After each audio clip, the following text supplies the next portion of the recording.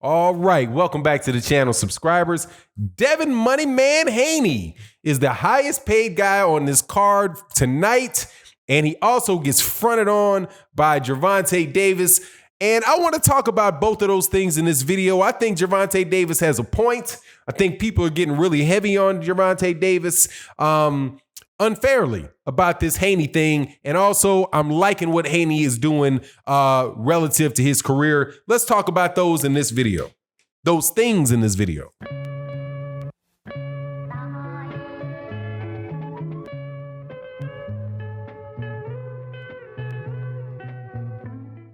All right, welcome back to the channel, subscribers. If you are not subscribed, please subscribe and hit the bell icon so you can be notified of when we release more videos. And also, I want to say a special thank you to the live stream community and the Patreon community. Thank you guys so much for your support. Thank you for the super chats, for the Venmo, for the Cash App, you guys, and obviously you guys on the Patreon that are there every month. Thank you so much. You guys really make the channel go around. Let's talk about Devin Haney, man, and Gervonta Davis, really, because there's a fight going on.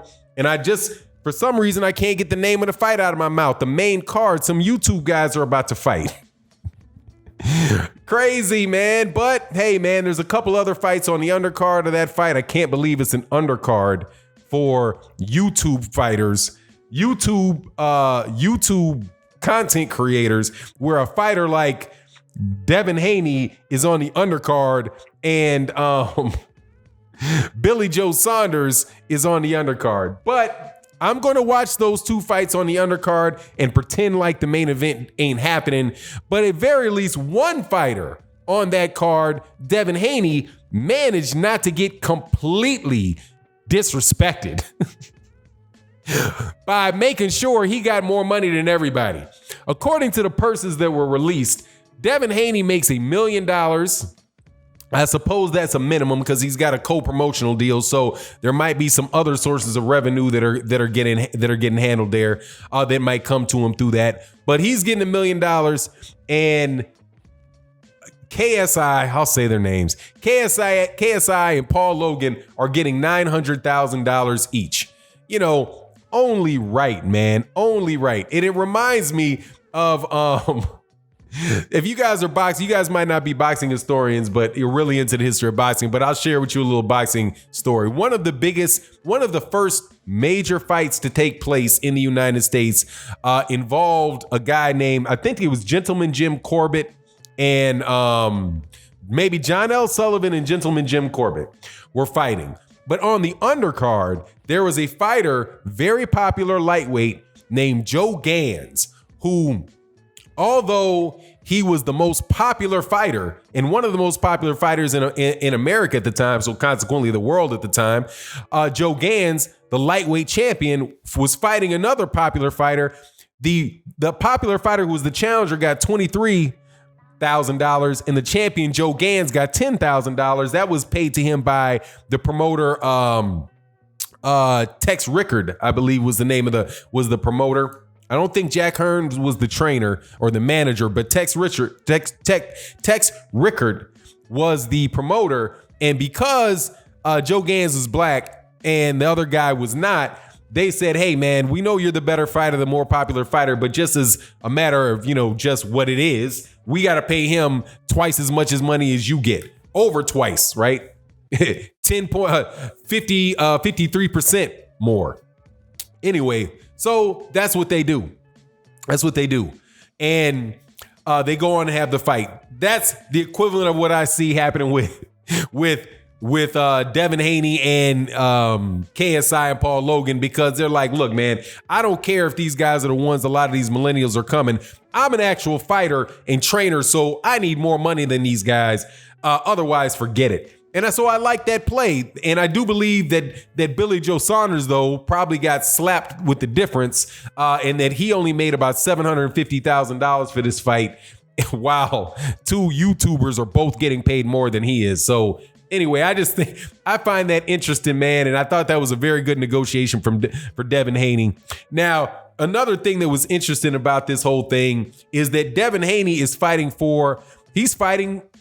he is the lightweight champion of the WBC lightweight champion, But he didn't win that championship in the ring. He won it when Vasily Lomachenko asked for and received the franchise belt championship, or whatever it is, the duck belt. He applied for one of the Canelo rules, under the Canelo rules, for a franchise/Canelo belt, and he got it.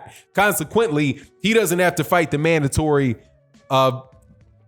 in Devin Haney. Devin Haney just becomes the champion, just like what happened with Jermall Charlo when Jermall Charlo fought Brandon Adams in Houston a few months ago, right? So, but Gervonta Davis, and we got all this back and forth going on about Gervonta Davis, right? And Devin Haney on Twitter or whatever. But Gervonta Davis said something that was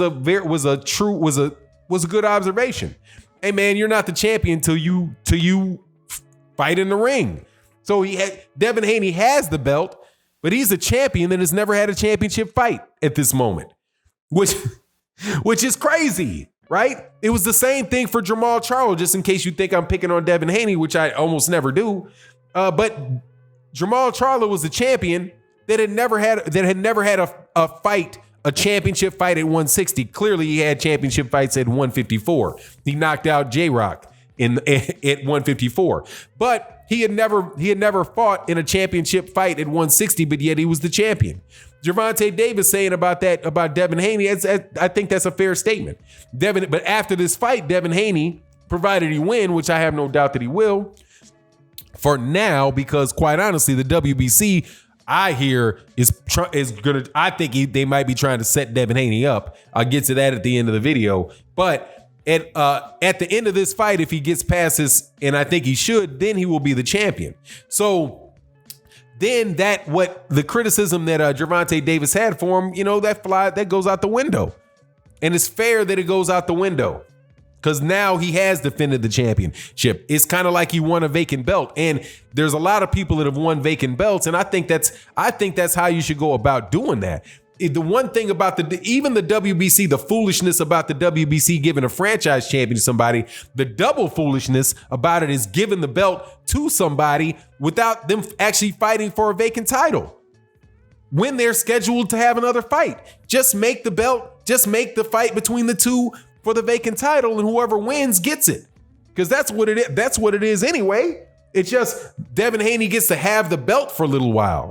Maybe it helps Devin Haney and help Jermall Charlo with, as far as their relationship with promoters or TVs or whatever, how much money they might make in the fight because they're coming in as the champion, right? Maybe it allows them not to have to negotiate who walks in the ring first and what color corner they go to. But other than that, what difference who cares from a fight fan point of view? I definitely don't care. But he will be that after anyway. But I want to talk about Gervonta Davis in this as well, because there's a lot of, definitely from my brothers in the LDBC, shout out to everybody out there who are big fans and supporters of Devin Haney and who have recently been on Gervonta Davis's back, something fierce. I got to say this. Gervonta Davis, as of right now, has fought better competition than Devin Haney. He's a more proven fighter. That's the truth. Devin Haney has a lot of potential. He looks very good in the ring. I like everything that I've seen about him in the ring. But the fact of the matter is, Devin Haney ain't fought nobody either. Unfortunate that he wasn't able to fight Vasily Lomachenko. But who has Devin Haney really beaten? I think it's Menard. Wasn't it Menard? I think might have been the step-up guy for him. I can go back and look at the record. I think that Devin Haney can beat all these guys. Don't get me wrong. But what I'm saying is, just as far as who's fought, as far as somebody who has actually fought somebody, that would be Gervonta Davis. Now, it might be thin, but it is what it is. He has beaten Jose Pedraza. He has had multiple championship fights. This will be the first time that Devin Haney's actually had a championship fight. So I just, for the record, I had to come out and say, look, man, I understand. There's a lot of frustration about Gervonta Davis and wanting Gervonta Davis to fight Lomachenko, right? And there's a lot of excitement about the talent of Devin Haney. Still, in all fairness, one guy has actually beaten somebody who is a champion, and that is Gervonta Davis.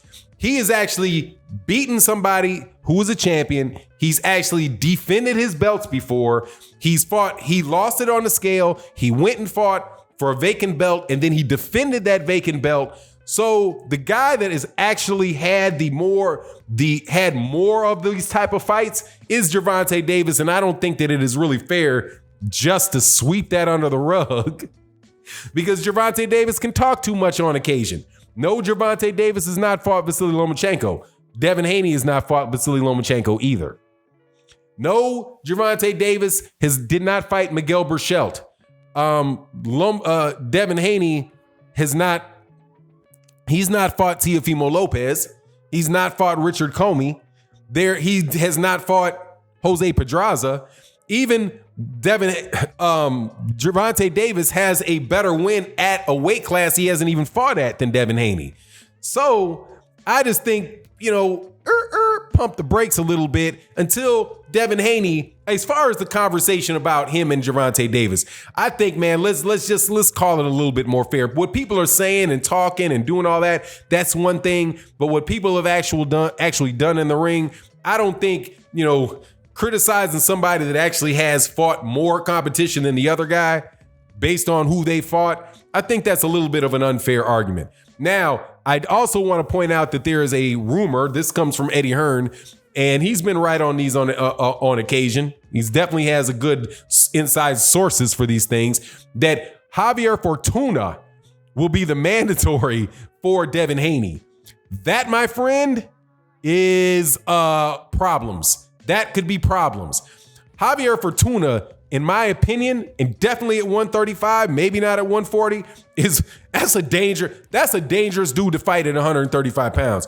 First of all, he's crafty, he's dirty, he's very talented, he's got good pop, he gives everybody that he's fought problems, and to have a kind of an inexperienced Devin Haney fight somebody like that, that's akin to a fight like with Floyd Mayweather Jr. and Emmanuel Augustus. Like, you think that Floyd Mayweather Jr. should be able to handle Emmanuel Augustus, but matchmakers will look at that fight, I do believe, and say, that's real awkward because you don't know what you're going to get from Emmanuel Augustus. Same thing here.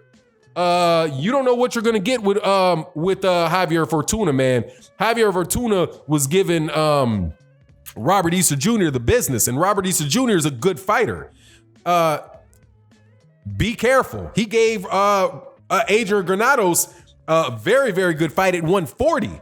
And Adrian Granados saying isn't easy money, man, until he faked and got thrown out of the ring or whatever he did. But even that gamesmanship, I'm telling you, man, you never know what's going to happen with Javier Fortuna. Anyway, it is what it is. Let me know what you think in the comment section. And with that, I'm out. Peace.